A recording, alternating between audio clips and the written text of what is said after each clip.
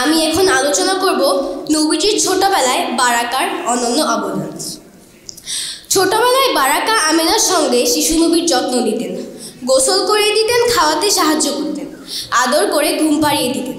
ছোটবেলায় তিনিই নবীজিকে কোলে পিঠে করে মানুষ করেছিলেন।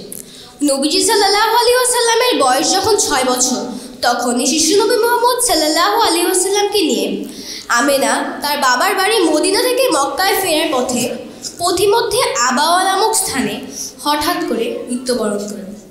মৃত্যুর সময় আমেনা বারাকার হাত ধরে অনুরোধ করেছিলেন তিনি যেন তার সন্তানকে দেখে শুনে রাখেন এবং সুদূর আবাওয়া থেকে মক্কায় নবীজির দাদা আব্দুল মুত্তালিবের হাতে তুলে দেন। বারাকা সেই ঐতিহাসিক দায়িত্ব অক্ষরে অক্ষরে পালন করেছিলেন।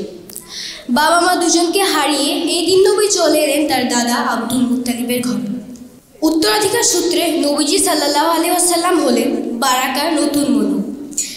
একদিন নবীজি সাল্লাল্লাহু আলাইহি ওয়াসাল্লাম বারাকাকে কৃতদাসী থেকে মুক্ত করে দিয়ে বললেন, আপনি যেখানে খুশি সেখানে চলে যেতে পারেন, আপনি এখন স্বাধীন। কিন্তু বারাকা নবীজি সাল্লাল্লাহু আলাইহি ওয়াসাল্লামকে ছেড়ে কোথাও যেতে রাজি হলেন না, বরং মায়ের ছায়া হয়ে পাশে থেকে গেলেন। এমনকি নবীজির দাদা আব্দুল মুত্তালিবও তাকে বিয়ে দেওয়ার জন্য কয়েকবার চেষ্টা করেছিলেন, কিন্তু তিনি বিয়ে করতে রাজি ছিলেন না। তার সাফ কথা, আমি আমেনাকে কথা দিয়েছি আমি কোথাও যাব না। নবীজির বিবাহের পর বারাকার বিয়ে। তারপর একদিন খাদিজা রাদিয়াল্লাহু আনহার সঙ্গে নবীজি সাল্লাল্লাহু আলাইহি ওয়াসাল্লামের বিয়ে হলো।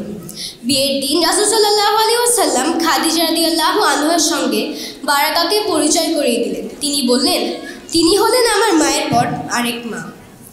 বিয়ের পর একদিন নবীজি সাল্লাল্লাহু আলাইহি ওয়াসাল্লাম বারাকাকে ডেকে বললেন, উম্মি, আমাকে দেখাশোনা করার জন্য এখন খাদিজা আছে, আপনাকে এখন বিয়ে করতেই হবে। নবীজি সাল্লাল্লাহু আলাইহি ওয়াসাল্লাম তাকে উম্মে বলে ডাকতেন, নাম ধরে ডাকতেন না।